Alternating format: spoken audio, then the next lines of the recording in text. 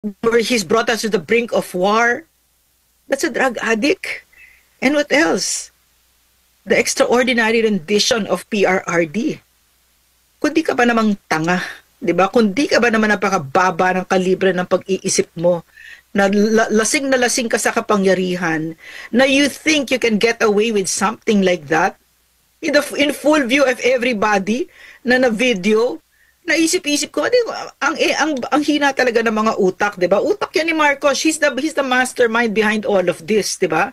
Eh, what else? Even pastor, 'di ba? Walang kahihiyan, binuhay na yung mga kaso na noon pa ay na-dismiss, panahon pa ng Hapon na-dismiss, biglang binuhay niya. Talagang sinira ang saligang batas natin, sinira ang hudikatura natin ng mga ito. Bakit?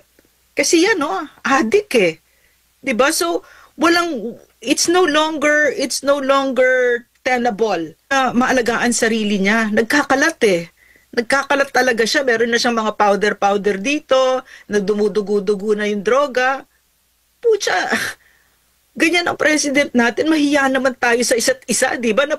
Kaya nga, I'm so proud of the Filipino people kasi lumalaban tayo and we're telling ourselves na we deserve better. Di ba? So yon, no? I think that the armed forces of the Philippines, I have great faith in them. I don't know if I'm wrong, if I'm right, but I have great faith in them. You have to withdraw your support from Bongbong Marcos because papayag kayo na your commander-in-chief ay isang drug addict, ay isang plunderer.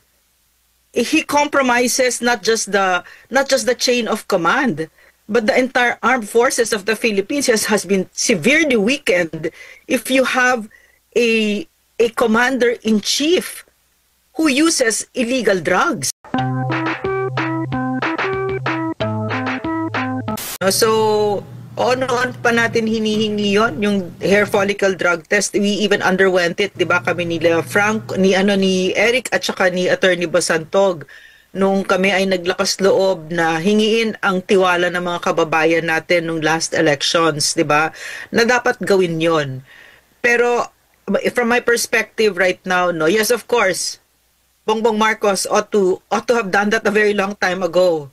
'Di ba? But the revelation of his sister is damning enough, no? Talagang para sa akin, no, compromise na yung office of the president. Talagang ang hina na ng office of the president kasi pag sinabi mong office of the president, dapat pinagkakatiwalaan ng taong bayan 'yan. No, kailangan kapit-kapitagan siya. Kailangan walang dumidikit na kahit na bulong ng katiwalian, hindi dapat merong ganyan. Bakit? Nakita natin yung kapangyarihan ng isang pangulo. Tapos ngayon naglabasan, no? Tuloy-tuloy noon pa yung kay Bongbong Marcos noon pa. Tapos syempre nung lumabas ngayon si Zaldico, no, yung pag-insert niya mismo, talagang nangungulimbat, magnanakaw talaga si Bongbong Marcos, no? Nakita natin yung epekto nun. This has been a very long journey for our country. Kahit na sabihin mo 3 years lang, parang ang tagal-tagal ng bangungot na ito. So yung clarification na binigay ni Amy Marcos, ni Senator Amy Marcos, napakalaking daming talagang daming. Dapat bumaba na si Bongbong Marcos sa pagkapangulo. Hindi na talaga pwede. Hindi na pwede. It's untenable anymore. But I don't think on his own bababa siya. No, hindi siya bababa on his own. Yes, kasi Dr. Ring, totoo naman, there's no other most reliable source of information that we can get than Senator Amy Marcos in terms sa drug issues ni Pangulong Bongbong Marcos. Pero Doc, ano naman masasabi ninyo ngayon kung anong dapat maging response ng ating mga kababayan, especially ang security sector natin? Dahil alam naman nila kung gaano kabigat ang naging pahayag ni Senator Amy Marcos. Especially, you know, you've been friends also. We've been friends with the Armed Force of the Philippines and the Philippine National Police. Yes, Doc. Yeah, funny enough, no, I think it's because my husband is a soldier, no, and our closest friends are soldiers. So and dahil sa trabaho natin, Franco, Almar, SMN, bakit ganun na lang yung tiwala ni PRRD at saka ni Pastor sa mga kasundaluhan natin? Pastor surrendered to the Armed Forces of the Philippines, di ba? Bakit? Kasi meron tayong objective reality, no? Lived experience kung ano ang AFP. Of course, it has disappointed us. Nasaktan, ang maraming nasasaktan talaga kasi what will it take? Di ba, I for one, no, and for a lot of us, we didn't need Amy Marcos to say that her brother is a drug addict for us to know that he's been using drugs. Alam naman natin, yun naman sinasabi natin ng diretso kasi alam naman natin yun, di ba? Pero it doesn't take away, mabigat yung sinabi niya as a sister and also as a senator, 'di ba? Mabigat. So kaya natin hinahantay 'yon. It's not because we need confirmatory from IME because we all know that he's a drug addict as well as the armed forces. Alam nila 'yan, 'di ba? So diyan ang gagaling yung disappointment ko kasi mataas ang tingin ko sa kanila no? Kasi mataas ang tingin ko sa asawa ko. Mataas ang tingin ko sa mga kaibigan namin. Hindi mo matanggal yung respeto ko sa kanila kahit na sobra akong disappointed. No? So, marami ngayon nag-aantay. Ako, I have great faith. I have great faith. Dapat sa kanila, no? You have to withdraw your support from Bongbong Marcos because papayag kayo na your commander-in-chief ay isang drug addict, ay isang plunderer. He compromises not just the chain of command, but the entire armed forces of the Philippines has been severely weakened if you have a commander-in-chief who uses illegal drugs. And excuse me, is this an imagination? Hindi naman tayo si Claire Castro na nakatira sa ibang reality siya, nasa ibang planeta siya, di ba? Huwag niyong gagawing mangmang ang Pilipino. 'Di ba? So, yeah, dapat talaga yan ang honorable thing na gagawin ng armed forces. At saka kasi ang tanong mo kasi Franco, ano din yung response na gusto natin from the Filipino people? Ginagawa na naman ng Pilipino kung ano yung responsibilidad natin sa ating bansa, yung obligasyon natin, at tumatayo tayo at hindi tayo tumatahimik kahit na meron diyang napakahambog na John Vic Remulla na para siyang payaso, no? Na naglalakad na akala mo kung sino, nakakatawa para siyang FPJ. Pagkatapos gusto niya pala, no? Tayo na yung nanakawan, tayo pa no yung nalunod, napakaraming namatay sa atin, namatayan ng mga baboy na yung panghanap buhay. Tapos ang gusto niya tumahimik tayo, otherwise inciting to sedition. 'Di ba? Yeah. So hindi na ito tenable. Hindi na pwede. I see that the Filipino people are really speaking out and fighting noon pa. At ito yung isang bangungot na napakatagal natin. Gusto na natin gumising sa bangungot na ito. Kasi si Bongbong Marcos, sinira niya ang Pilipinas, winasak niya. No? Yes. Doc, ano yung tingin mong mangyayari ngayon? After all, everything is falling into place na talaga, Doc. Diba? We've been talking about this 2 years ago or 3 years. Is that 2 years ago? Na yes. Yung nangyayari ngayon sa ating panahon, especially ngayon, may mga revelation din si Saldico. Dinugtungan pa ni Senator Amy Marcos. At lahat yun ay talaga namang very helpful para mapatunayan na may nangyayari talagang anomalies o katiwalian sa ating pamahalaan. Ano yung nakita nyo ngayon, Doc? Tingin nyo tatagal pa ba ito? Or hindi na magtatagal ang ganitong pamamahala? Tingin ko hindi na kasi sustainable, hindi na to pwede i-sustain kung hindi rin siya bababa. Ang nakikita ko din, hindi bababa si Bongbong Marcos on his own, no, out of the goodness of his heart or out of a sense of decency and shame or delicadeza, because there's no such thing. It doesn't exist. Wala silang kahihiyan. What do we know about Bongbong Marcos? Napakawalang hiya. Walang kapasidad mahiya sa Pilipino. At bakit? Bakit? No, lahat nung gusto nating yung lahat nung sama ng loob natin sa kanya, sinungaling, magnanakaw, walang kahihiyan. Bakit? Kasi drug addict siya. Yun. No, so while I was listening to Senator Amy speak, no, nalulungkot ako, pero ito yung, on one hand, malungkot ako, pero on another hand, masaya ako na meron palang nagmamahal sa taong ito. Kasi titingnan mo si Bongbong Marcos, talagang nagkakalat na. Talagang nagkakalat na, 'di ba? Sobra. Doon sa ASEAN, nakakahiya na. Sobra talaga. So, I've always been wondering, and I've already verbalized it a lot of times, wala ba nagmamahal dito? Kasi pag ako yan, kapatid ko yan, asawa ko yan, anak ko yan, sasabihin ko, bumaba ka na dyan. I don't care kung presidency yan, bumaba ka. Kasi mahal kita. 'Di ba? You want to shield him from that kind of shame, and of course you want to shield your country from a nightmare that an addict will definitely bring it to, 'di ba? So this is exactly what has happened. So I was listening to Senator Amy, no? Nakakaiyak yung sabi niya na umuwi na lang tayo, no? In other words, bumaba ka na. At saka yung kwento niya, no, na I've been very critical of Amy Marcos, of Senator Amy Marcos, no, and I'm still watching. I still want to see what's going on, but you have to give credit where credit is due, no. Mahirap yung ginawa niya. Mahirap. Some people I've heard, no, already say that of course this is political expediency, etc., because the writing is on the wall, no, and she waited this long, etc., etc. I'll think about all that later. But for now, I'm just very grateful because Marcos has done so much damage to our country. Ang daming nasaktan na ating mga kababayan.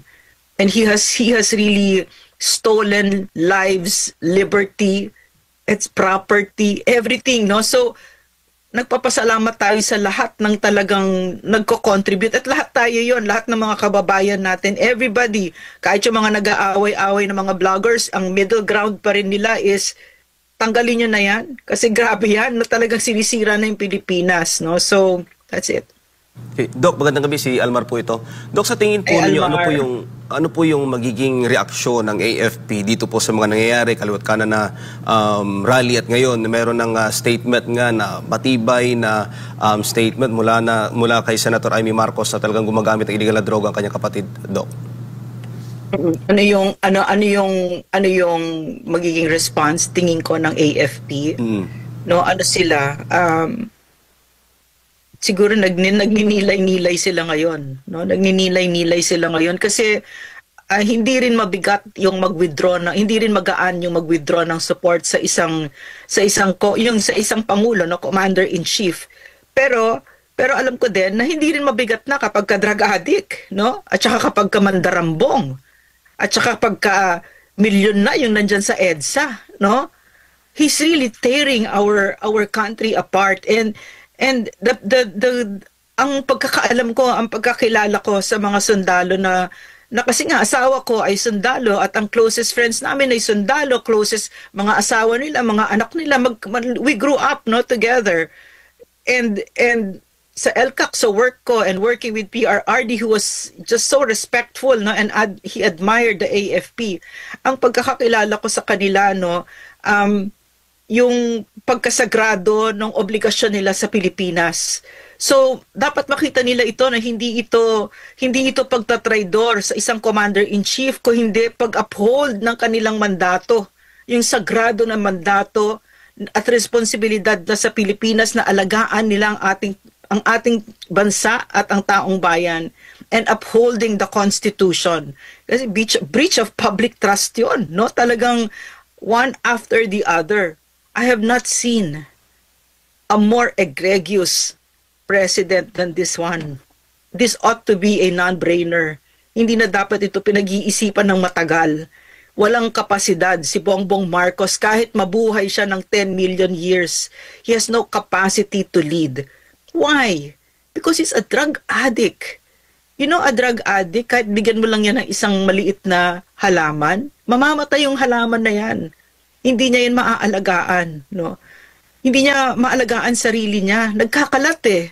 Nagkakalat talaga siya. Meron na siyang mga powder dito, na dumudugo-dugo na yung droga. Pucha, ganyan ang president natin, mahiya naman tayo sa isa't isa, di ba? Kaya nga, I'm so proud of the Filipino people kasi lumalaban tayo and we're telling ourselves na we deserve better. Di ba? So yon, no? I think that the armed forces of the Philippines, I have great faith in them. I don't know if I'm wrong, if I'm right, but I have great faith in them. I have worked with them. At saka alam mo sila, plenty of times kasi it happened with us, no? My husband would leave.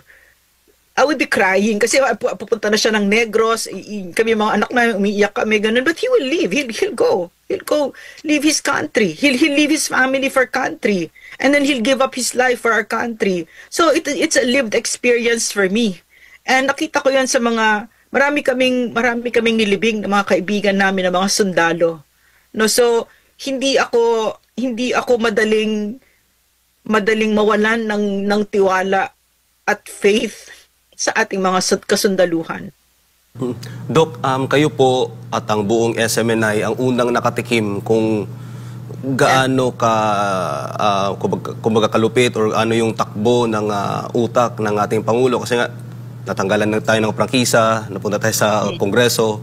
Noong mga panahon na yun, parang pinagtatawanan pa tayo, walang pumapansin sa atin. Pero ano yung pakiramdam, Doc, na ngayon parang eto na, parang konting-konti na lang talaga, matcha-checkmate na yung kumbaga gumagamit at naglalaro sa pinaglalaroan lang tayo ng kasalukuyang administrasyon. Doc, ano yung feeling na dati pinagtatawanan lang tayo pero ngayon nasa totoo pala tayong naninindigan, Doc?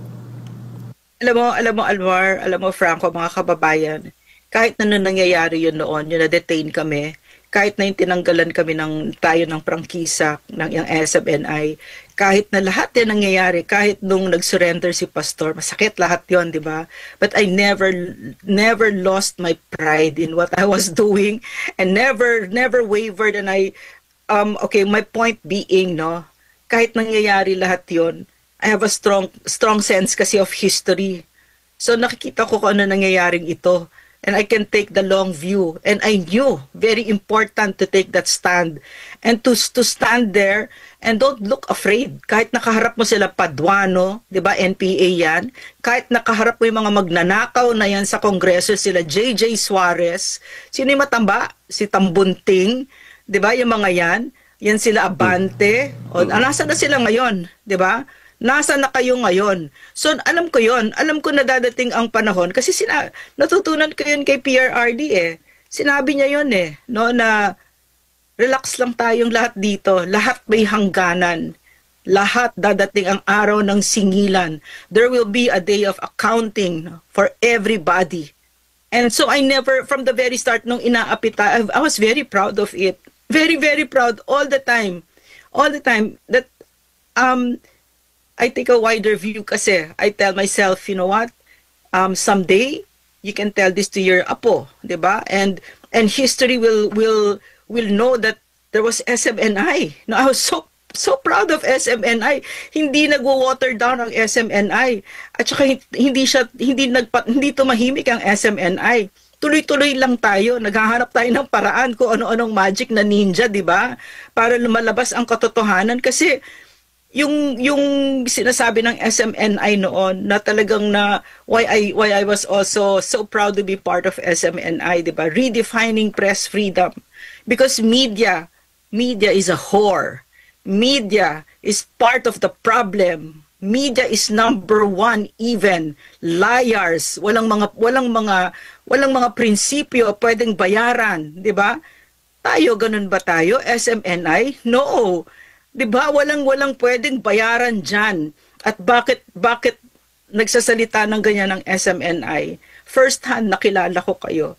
Kasi ganun yung paniniwala, ganun ang turo ni Pastor, 'di ba? 'Yun ang pangarap ni Pastor. 'Yun ang aspiration niya na magkaroon tayo ng media na nagsasabi ng totoo sa Pilipino at hindi natatakot, 'di ba?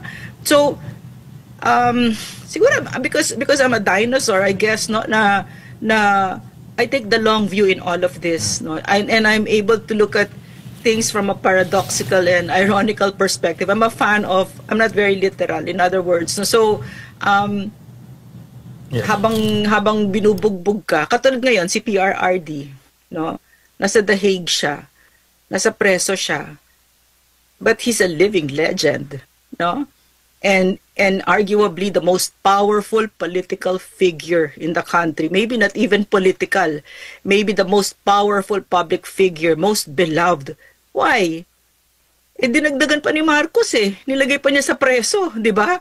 So, even though it seems like it's like this, you have to look at it from another way. So, I've always been very proud of SMNI, and all those trials that we went through were very, very important for us as a nation, and everything that we go through and everything that we've been through as a people, mahalagang na dinaanan natin yon. And I'm very, very proud of SMNI, the integrity no, nandyan. Yes, Doc. Actually, yung nangyari, di ba, grabe yung revelations ngayon, especially yung nangyaring statement ni Senator Amy.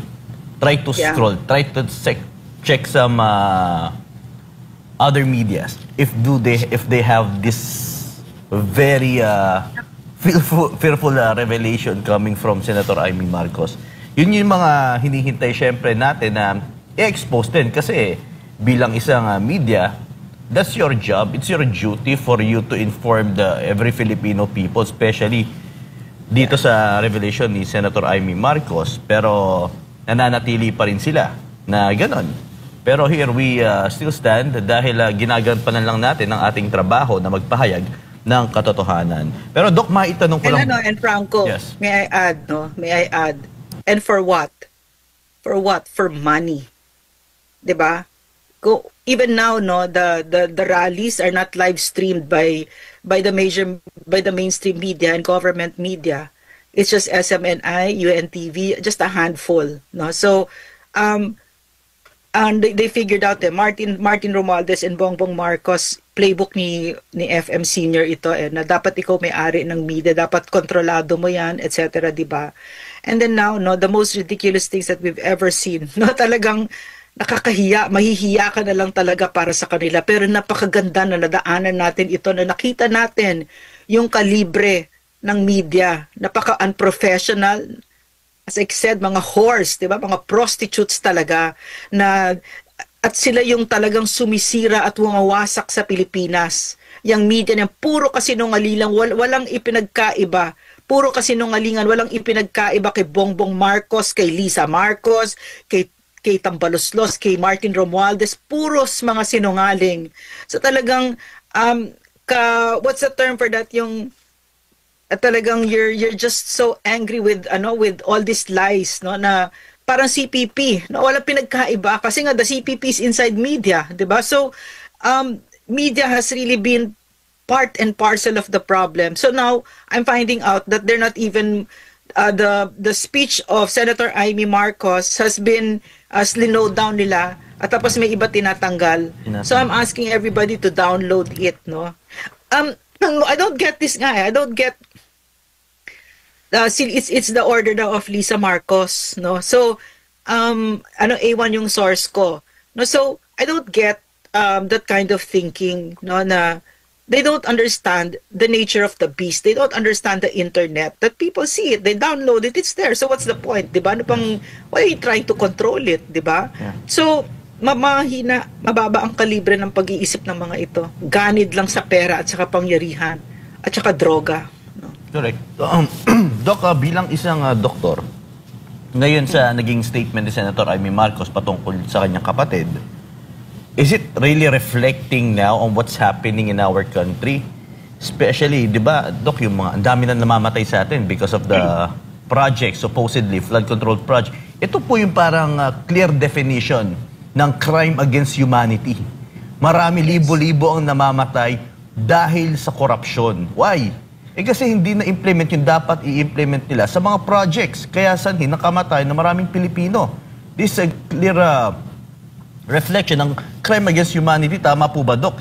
At paki-explain na rin po yung epekto ng drugs, especially sa isang tao pag ito'y nalulong. Lalo pag yung kay Bongbong Marcos, times 10 nyo sa sasabihin ko. Kasi he's a chronic drug user. Sabi nga ni Senator Amy, di ba? And there are a lot of testimonies about this, si Senator Coseteng, etc., di ba? So, drug addiction basically is a disease of cognition. all parts of your brain. Kasi the brain has different parts for speech, for memory, for judgment, for etc. Diba?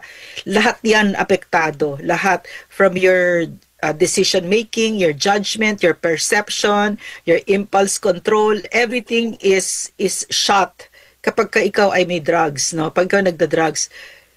Imagine that in a president.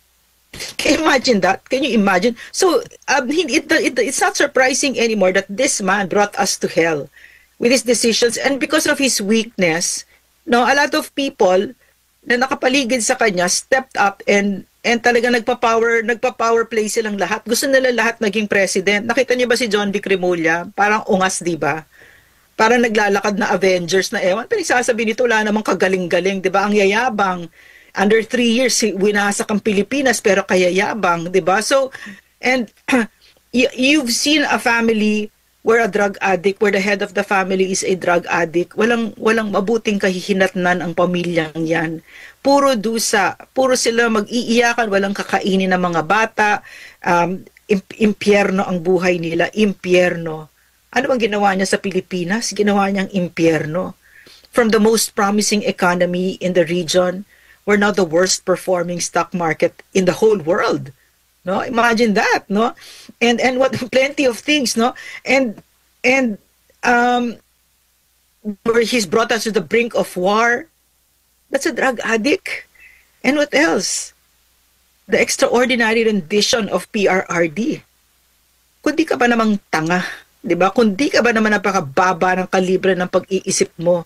Na lasing ka sa kapangyarihan, na you think you can get away with something like that in full view of everybody na video, naisip-isip ko, ang hina talaga ng mga utak, 'di ba? Utak yan ni Marcos, he's the mastermind behind all of this, 'di ba? And what else? Even pastor, 'di ba? Walang kahihiyan, binuhay na yung mga kaso na noon pa ay na-dismiss, panahon pa ng Hapon na-dismiss, biglang binuhay niya. Talagang sinira ang saligang batas natin, sinira ang hudikatura natin ng mga ito. Bakit? Kasi yan, no, adik eh. 'Di ba? So, it's no longer tenable. He has to step down. Bongbong Marcos has to step down because he has brought our country to great ruin. There are no ifs and buts about it anymore. Even if he lives to 1,000,000 years, Bongbong Marcos is so incapable of leading this country. He has brought it to great ruin. Magkano na yung utang natin? 17 trillion. Our economy is in the worst shape ever. Mas maganda pa yung shape ng economy natin nung panahon ng pandemya. Can you imagine that? No, so it's no longer possible. He has to step down. But he will not step down on his own. So we have to wait for the AFP and the PNP. Exactly. Maawa naman kayo sa Pilipinas, no? Exactly, ma'am.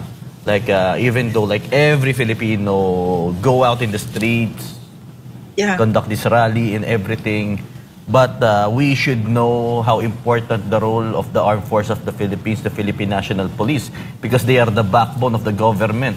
Ma'am, gaano kahalaga ang especially sa general ngayon ng Armed Force, Commanding General ng Armed Force of the Philippines at sa Philippine National Police, yung kanilang posisyon. Kasi nasa kanila parang yung all eyes nasa security sector natin ngayon, Doc Lorraine. Kasi alam naman natin that we cannot do it by pero 'di ba, they serve to protect every Filipino people.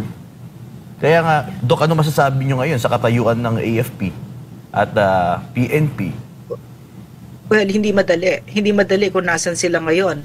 Pero hindi rin dapat ganun kahirap. Hindi na dapat ganun kahirap. Siguro, over 2 years ago, siguro mahirap for them. But right now, it shouldn't be rocket science anymore. After what this man has done to our country, no? Why are we speaking out like this? Why are we giving voice to all of this?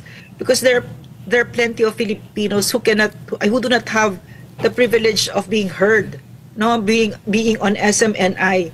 There was a little boy who lost his mother and his father and his siblings, and he's now all alone in the world kasi lahat sila inanod. Di ba? And does he have access to SMNI or to be heard? No. So we have to speak out for them. This man has killed so many of our countrymen because he is a magnanakaw. Di ba? Incompetent na magnanakaw pa. There's no Bongbong Marcos has no redeeming value. None. Because he will only get it if he follows his sister's advice na umuwi na tayo, get well. Maghilom ka, di ba? But as a president, malis ka na dyan. Dahil talagang ang dami mong pinatay, ang dami mong pinaiyak na Pilipino. Mulat simula, kasama niya si Nick Torre, ang dami niya sinaktan. Alam natin yon, nandun tayo sa KOJC, no? KOJC siege, parang bangungot, di ba? Itong mga ito. No, so, he has to step down and it should not be that hard anymore. If you love your country, if you're very clear about what your duty and your obligation is to the Filipino people as a soldier, as a man and woman in uniform. It's very clear. The Constitution is very clear. It's to defend and protect the Filipino people. That's it. No? Yes.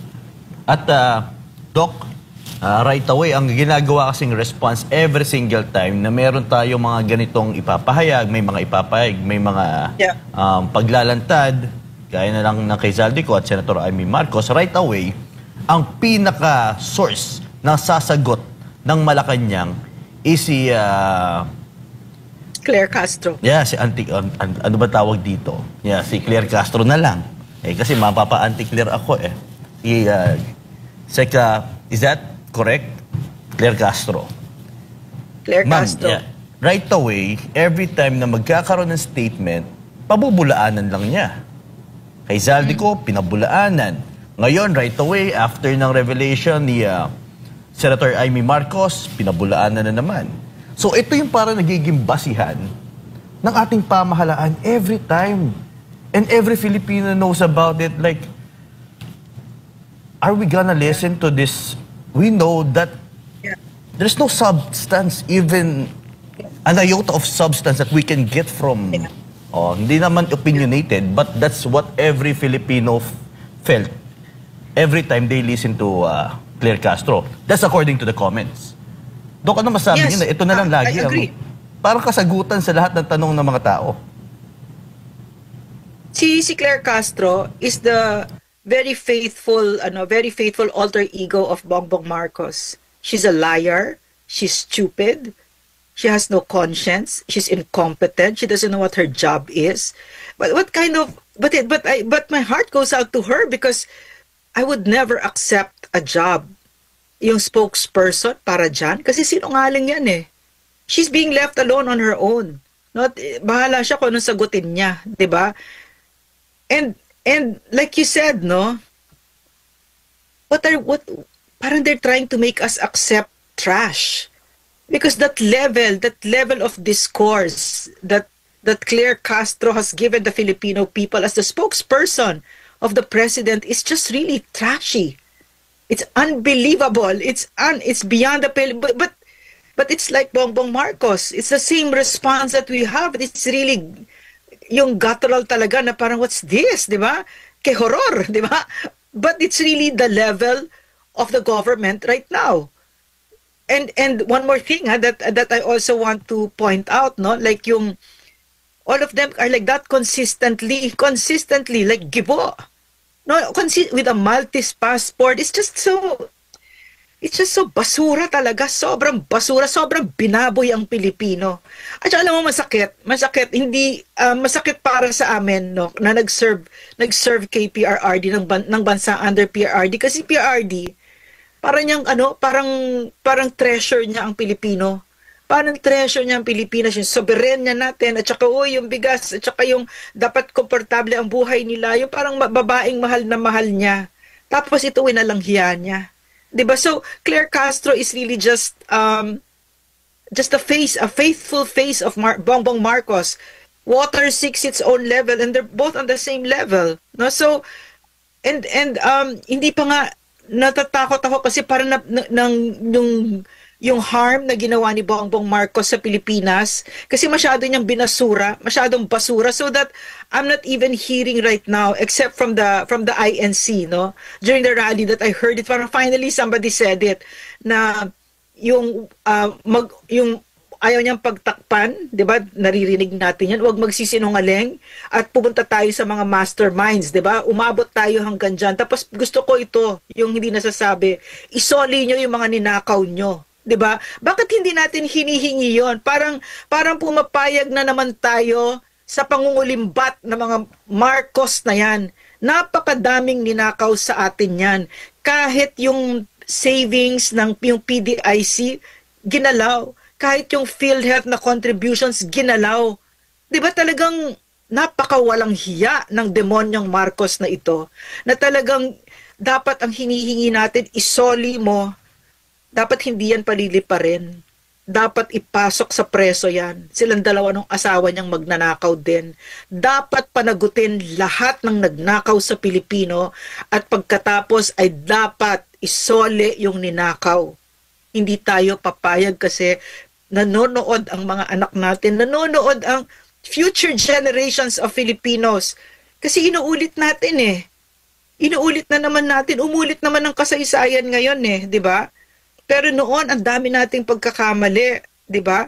Pinalayas natin sila kasi call ng US yan No, so, wag na natin yan palampasin, wag na natin palayasin yan, panagutin natin yan, di ba? At saka dapat lahat ng ninakaw nila, isoli nila, lahat sila, at saka hindi lang mga Marcos. Maraming nagnakaw dyan. Mas matalino lang sila kay Marcos kasi tahimik sila. Ito mga bobo. Pero napakadami dyan, napakadami.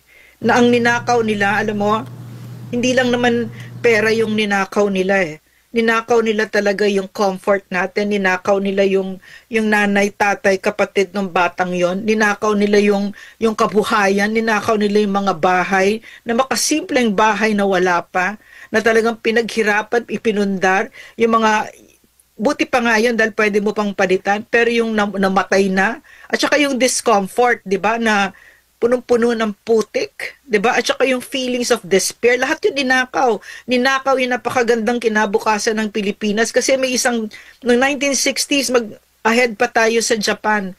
But now that I'm here, parang nakita ko ito pala yung ninakaw sa atin. No, ito pala, no. Doc, si Almar po ulit ito. Yung pananahimik ng ilang mga senador, ng mga kongresista dito sa nangyayaring issue, matatawag ba natin na sila din ay nakinabang sa kung anumang katiwalian ginagawa ngayon ng gobyerno, Doc? Yes. Ganda-ganda ng tanong mo, Almar. Gustong-gusto ko yan. Kasi isinisingil natin kay Senator Amy Marcos, di ba? Magsalita ka. Bilang kapatid at saka bilang senador. So hingiin natin yan sa lahat ng mga senador natin, lahat ng lingkod bayan. Gusto ko yung sinabi ng Iglesia ni Cristo yung spokesperson nila na sinabi, ibalik natin yung ibig sabihin ng public service. Hindi yan dekorasyon, obligasyon yan. Kasi itong mga ito, no, napansin ko, itong Marcos administration, ang poder nila, pamporma nila, kabuisit. Sa amin nun, trabaho yun. Ibig sabihin talagang magkukumahog ka, walang pahinga-pahinga. Hindi nga ako nag-break for all those years that I served at PRRD. Hindi ako nag-break, no, ever. No, so gusto ko ibalik lahat 'yon, no. So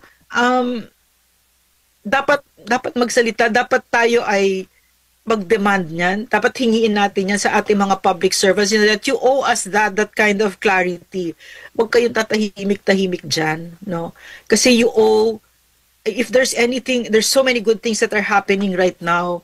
And one of that is that nakikita ni Marcos, natakot si Marcos May tangkay siya ngayon sa sala niya, di ba? Takot na takot siya. So, maintindihan nyo ngayon, mga tumatakbo for public office, no? Ang poder na hawak ninyo ay galing sa Pilipino. Ang kapangyarihan na hawak ninyo ay hiram lang ninyo sa Pilipino.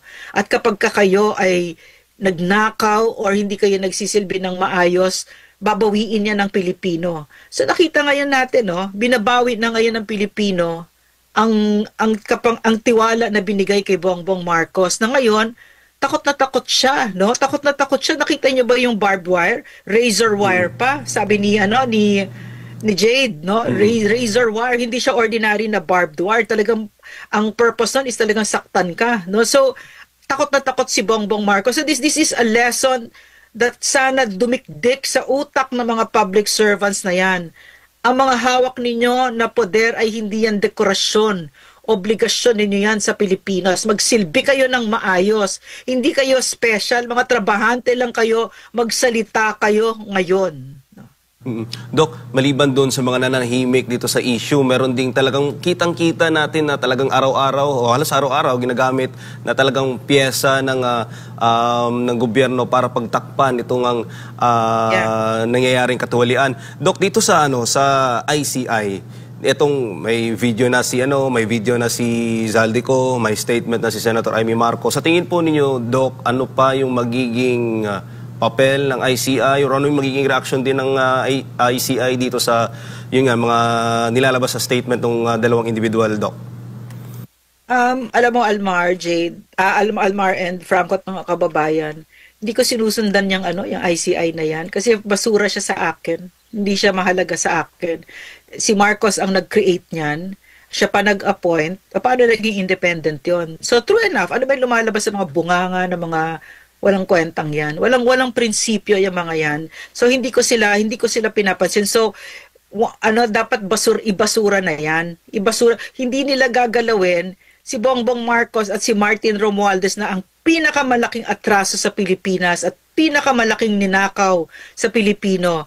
Kilala na natin sila, no? Mga walang prinsipyo, walang tapang at walang tunay na pagmamahal sa Pilipino yung mga yan.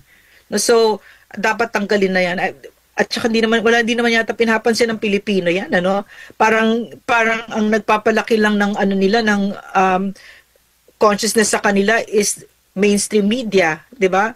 Parang tapos si Marcos pa yung mga pronouncements niya is that it's an independent task force. Yeah, right. Independent. Ito yung dito ako nabibwisit sa mga ito kasi akala nila kasing tanga tayo nila, 'di ba?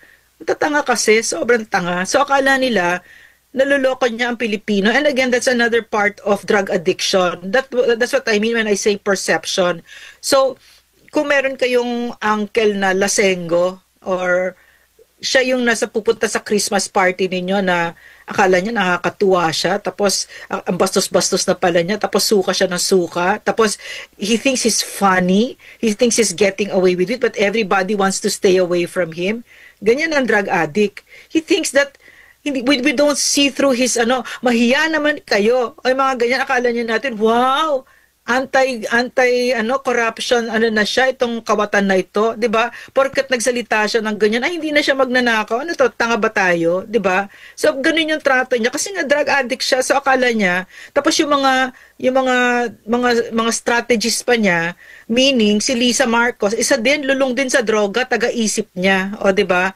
So nakita mo kung gaano yung kalibre ng pag-iisip, right? So yan, that's my answer about ICI. Bullshit. I'm sorry.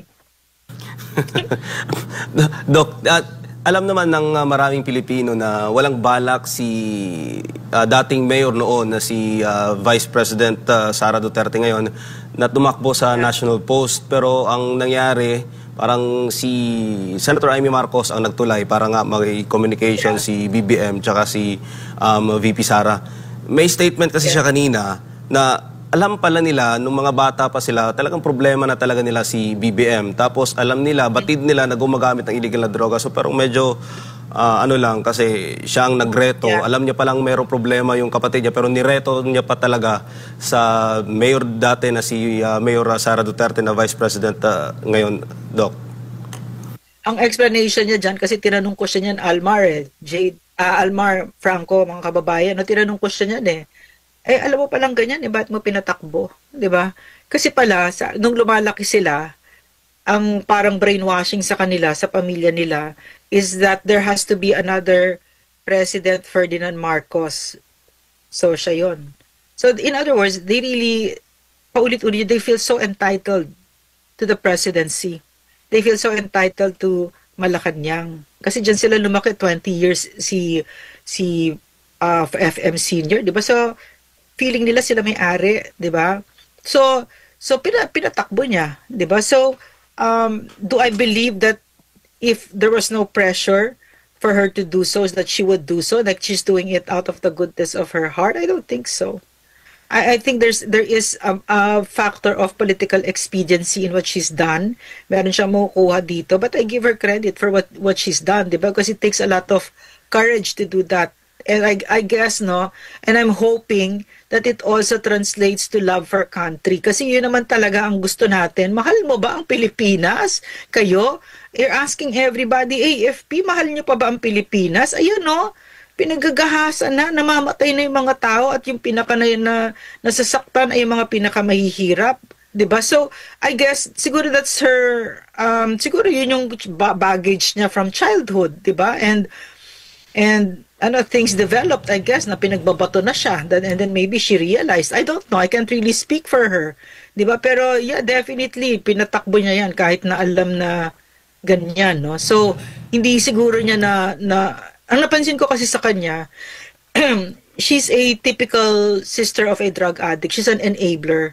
No, kasi may kinikwento siya na kahit yung mga PSG ba, nililinisan yung party nila na ang insinuation doon is that may drug paraphernalia, 'di ba?